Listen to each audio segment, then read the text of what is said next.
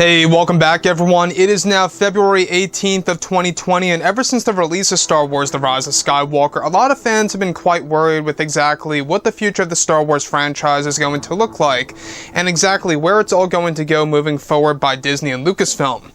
This is Mike Zero. Make sure to subscribe if you are new to the channel for future Star Wars content. Now, one thing that we do know about The Rise of Skywalker is that this film had a very difficult production from start to finish. A lot of reshoots and rewrites were done for this movie in order to really accomplish everything that they needed to do. Now, J.J. Abrams and Chris Terrio, as well as George, in case you guys did not know, initially had a far different version of the movie before Kathleen Kennedy stepped in and interrupted with making specific creative choices in order to change the overall tone, the overall approach to the movie, to make it cater more so to a general audience, to the common moviegoer. Now, when we think about Disney and Lucasfilm, they've made many mistakes, not just with The Last Jedi, but yes, even The Rise of Skywalker and even other projects out there alike that aren't even related to Star Wars. And Disney has this pattern.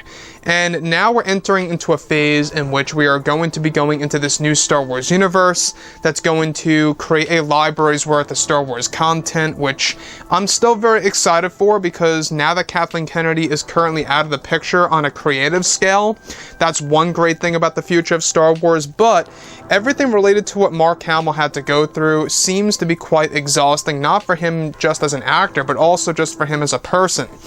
Now, specifically, what's really intriguing about all of this is that now that both Disney and Lucasfilm are done with the sequel trilogy and are moving on to the new Star Wars universe, many fans have been very curious about the future of the franchise and where it's going.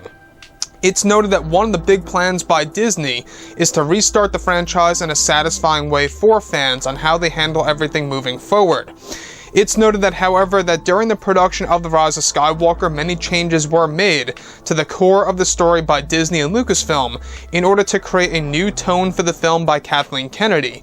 This led to a series of deleted scenes, many of which included scenes for the character of Luke Skywalker that got cut. These scenes were primarily in the form of flashbacks and in Force Ghost sequences, and that Mark originally was going to have a very big scene at the very end of the movie. It's noted that Mark Hamill felt betrayed because of his scenes getting cut from the film, and that he was very frustrated with Disney's decision to minimize his role in the film to only 4 minutes and change, including the flashback scene. It's explained that Mark Hamill initially was going to have a handful of scenes from start to finish of the movie and worked closely with J.J. Abrams, Chris Terrio, and even George Lucas, and that Luke was going to have a big presence in the film that was actually going to be one of the big meanings of the title of the movie originally before the reshoots were made by Disney, Lucasfilm, and Kathleen Kennedy. Now, Mark Hamill originally even had improvised dialogue for his scenes that were shot by J.J. Abrams and crew before they were cut from the movie by Kathleen Kennedy, since she had issues with all of this. So the thing about Mark Hamill is that we do know that he has expressed his concern with the character of Luke Skywalker and his portrayal by Rian Johnson in the past. For, of course, The Last Jedi, we know that. And it seems like that Mark Hamill had a similar experience here with The Rise of Skywalker, where he was going to finally have a major role as Luke in The Rise of Skywalker, and even improvising his own dialogue.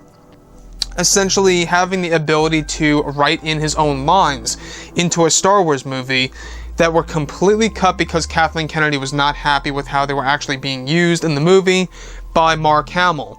Now, of course, this would lead to Mark Hamill being frustrated and feeling betrayed. I understand him. I totally get that. But when you look at Disney and Lucasfilm, it almost seems like that Mark Hamill, in a sense, could have perhaps maybe even said something, or maybe even pushed himself to prevent this from happening. Now, I get it, he's under contract, he can't do specific things, but at the very minimum, I feel that Mark Hamill was just very exhausted and just had to give it all up, and just had to do exactly what Disney and Kathleen Kennedy told him to do. Now, we do know that Mark Hamill is going to have a presence in some way, shape, or form for the future of Star Wars. They're currently planning for, his role as Luke Skywalker to be somewhat connected to The Mandalorian Season 2 and Season 3, and so on and so forth, and that they are planning a young Luke Skywalker TV series. They're looking to recast Luke, but also by having Mark Hamill somehow involved in that project that won't be released until some years from now.